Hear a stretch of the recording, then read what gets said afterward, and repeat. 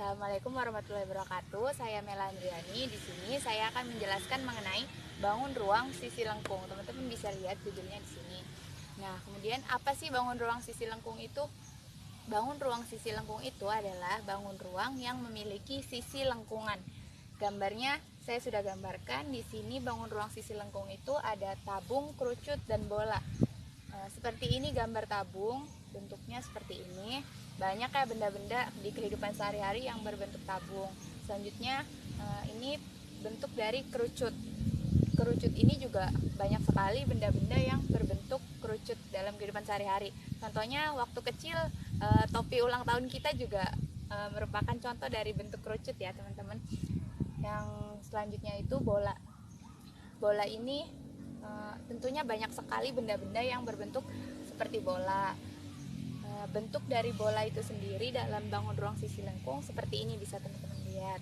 Baik, selanjutnya saya akan menjelaskan mengenai sifat-sifat dari ketiga bangun ruang sisi lengkung ini. Yang pertama, sifat dari tabung, yaitu memiliki 3 buah sisi. Yang pertama, sisi alas berbentuk lingkaran, sisi penutup yang berbentuk lingkaran, serta sisi selimut yang berbentuk lengkungan ini. Kemudian sifat-sifat dari tabung juga, tabung di sisi alas dan sisi penutupnya memiliki diameter, dan setengah dari diameter itu adalah jari-jari. Di sini diameternya saya gambarkan sebagai garis dari A ke B.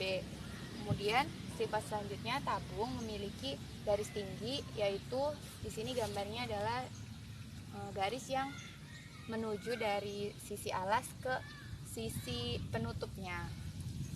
Yang selanjutnya, sifat dari kerucut memiliki 2 buah sisi. Yang pertama yaitu sisi alas dan sisi selimut yang berbentuk lengkungan. Sifat-sifat dari kerucut itu sama, memiliki diameter dan jari-jari pada sisi alasnya.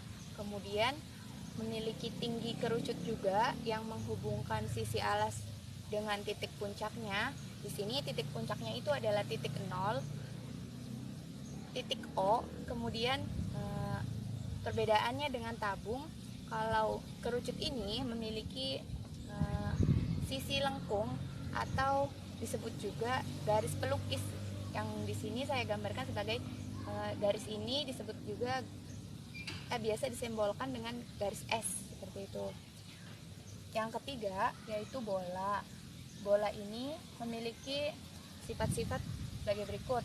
Bola terdiri dari beberapa sisi yang memiliki jarak yang sama dengan titik pusatnya. Titik pusat di sini adalah titik tengah daripada bola itu sendiri.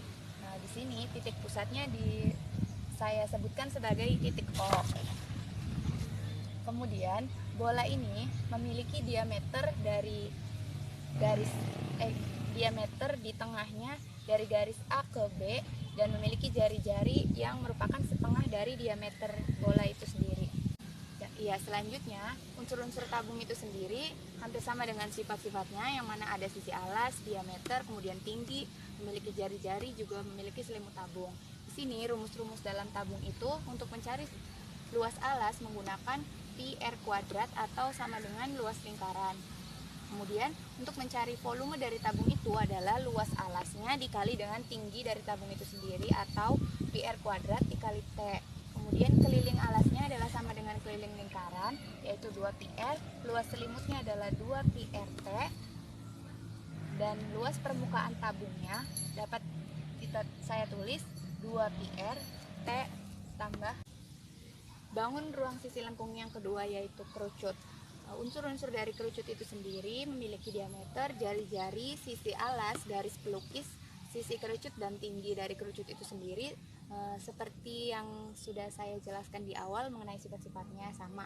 Kemudian rumus-rumusnya yang ada di dalam kerucut itu, luas alas kita bisa menggunakan luas lingkaran yaitu pi r kuadrat, kemudian luas selimutnya pi r dikali sisi miringnya atau S, di mana S itu garis pelukis diperoleh dengan cara Pitagoras. Dari S itu sendiri adalah akar dari R kuadrat ditambah T kuadrat, di mana R-nya adalah jari-jari dan T-nya adalah tinggi dari kerucut.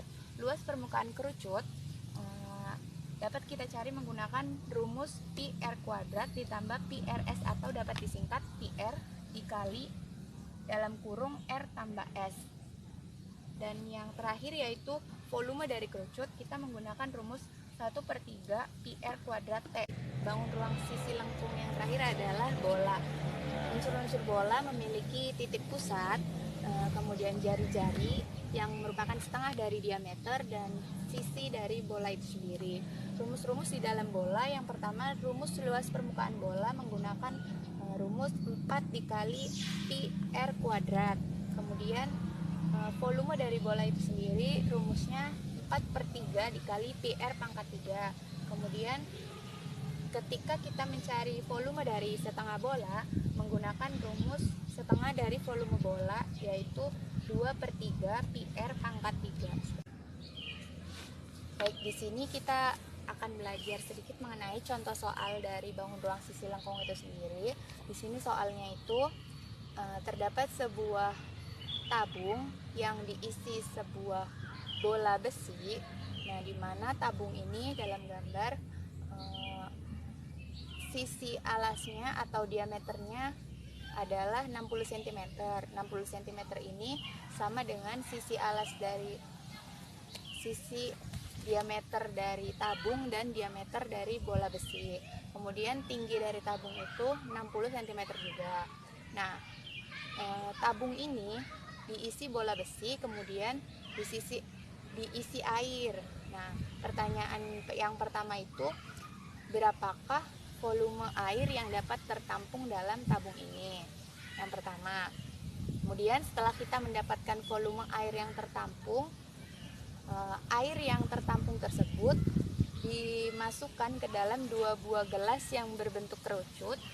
Di sini gambarnya seperti ini, dimisalkan ya, di mana jari-jari dari kerucut itu adalah 7 dan tinggi dari kerucutnya adalah 12. Penyelesaian dari soal yang sudah saya gambarkan di papan tulis sebelumnya. Diketahui diameter tabung atau bolanya 60 cm, kemudian tinggi dari tabungnya adalah 60 cm. Yang ditanyakan itu volume air yang tertampung oleh tabung. Volume air itu dapat kita cari dengan volume tabung dikurangi volume bola.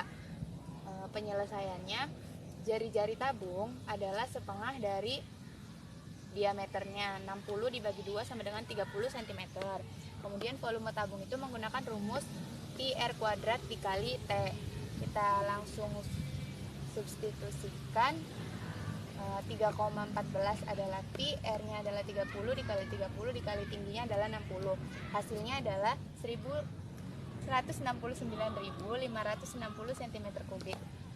Nah, volume bolanya kita cari menggunakan rumus 4/3 pi R pangkat 3. Di sini langsung kita substitusikan 4/3, kemudian pi-nya adalah 3,14, R-nya adalah 30 kali 30 kali 30. Hasil akhirnya adalah 113.040 cm3. Jadi volume air yang dapat tertampung di dalam tabung tersebut adalah 160.560 dikurangi 113.040 cm3 sama dengan 56.520 cm3. Ya, pertanyaan yang kedua yang sudah saya gambarkan di papan tulis itu, ketika air ini dari tabung dituangkan pada 2 gelas kerucut, berapa sisa air yang masih di dalam tabung jika jari-jari dari kerucutnya 7 dan tingginya adalah 12? Penyelesaiannya, kita pertama-tama mencari volume kerucut terlebih dahulu. Volume kerucut dengan menggunakan rumus 1/3 dikali pi R kuadrat dikali T.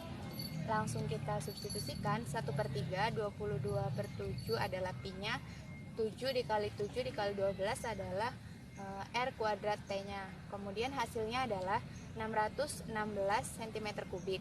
Nah, di sini kan ada 2 buah kerucut, jadi kita kalikan dengan 2, maka hasilnya 1232 cm3.